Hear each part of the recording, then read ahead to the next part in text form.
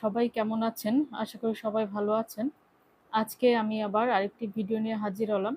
আমি সিলেট কোথায়, কোথায় ঘুরেছি সেটা আপনাদের মাঝে সংক্ষিপ্ত আকারে তুলে ধরার চেষ্টা করেছি। আশা করি আপনাদের ভালো লাগবে। সিলেট যাওয়ার পরের দিন প্রথম আমি ফেঞ্চুগঞ্জ সার কারখানার উদ্দেশ্যে রওনা হই।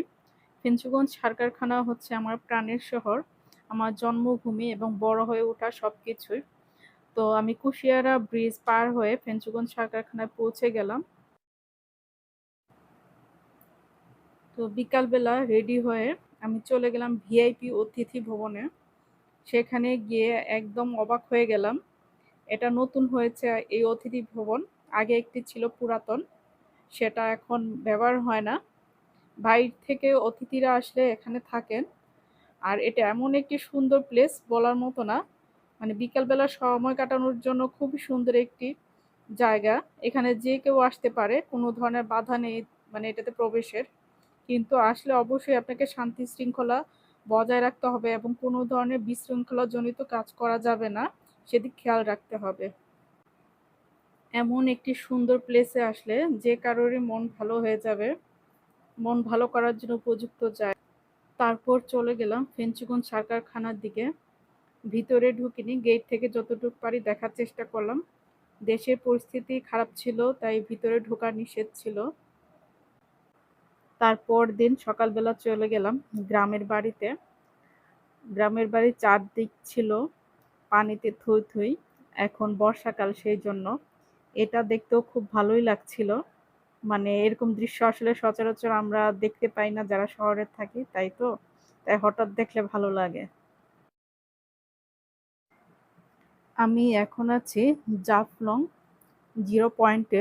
এটি একটি পর্যটন স্পট, সিলেটের খুব জনপ্রিয় একটি জায়গা। পরদিন সকালবেলা আমি ফেঞ্চুগঞ্জ সার কারখানা থেকে রওনা দিয়ে সেখানে পৌঁছে যাই। আর আমার মানে খুব ইচ্ছে ছিল এবার গিয়ে একবার ঘুরবো সব জায়গায় একটু একটু করে হলেও। তো জাফলং ঘুরলাম, ভালোই লাগলো খুব। আর দেশের পরিস্থিতি খারাপ ছিল দেখে জাফলং এর পর্যটন স্পটটা প্রায় শূন্যই ছিল। এরকম জনমানব শূন্য, এত কম ভিড় আসলে খুব কমই দেখা যায়। তারপরেও ভালোই লাগলো। নিরিবিলি পরিবেশ আসলে খুব কমই পাওয়া যায় জাফলং এ, যেটা আসলে সবসময় পাওয়া সম্ভব হয় না। আর সেদিনের আবহাওয়াটাও খুব সুন্দর ছিল, হালকা মেঘলা মেঘলা ছিল, তাই ভালো লাগছিল অনেক। তারপর জিরো পয়েন্ট থেকে নৌকা নিয়ে আমি চলে যাই মায়াবী ঝর্ণা দেখার উদ্দেশ্যে। সিলেটের জাফলংয়ের এই মায়াবী ঝর্ণাটা খুবই আকর্ষণীয় একটি জায়গা। এটা বর্ষার সিজনে এটা যে ঝর্ণার ধারাটা দেখা যায়, না হলে অন্যান্য সময়ে বেশিরভাগ সময়টাই শুকনাই থাকে। তো এর আসল সৌন্দর্য দেখতে হলে বর্ষাতেই আসতে হবে, তা না হলে আপনার এই জায়গাটা ম্যাক্সিমাম সময় ঝর্ণার ধারাটা দেখা যায় না। মায়াবী ঝর্ণার সৌন্দর্য আসলে মুখে বলে বোঝানো যাবে না। যারা নিজের চোখে দেখবেন তাহলে বুঝতে পারবেন এর অপরূপ সৌন্দর্যটা। তো এখানকার মানুষরা মানে খুবই এনজয় করছিল এখানকার ঝর্ণার যে জলধারা সেটা। তো আমি আসলে ভিজিনি, আমি দূর থেকেই দেখছিলাম, কারণ আমার একটু প্রবলেম ছিল, মানে কাপড় চোপড় কিছু নিয়ে আসিনি, তাই শুধু দেখেই যাচ্ছিলাম আর ওদের এনজয় করাটা উপভোগ করছিলাম। মায়াবী ঝর্ণা জাফলং জিরো পয়েন্ট দেখার পর আমি আবার সিলেট ব্যাক করি।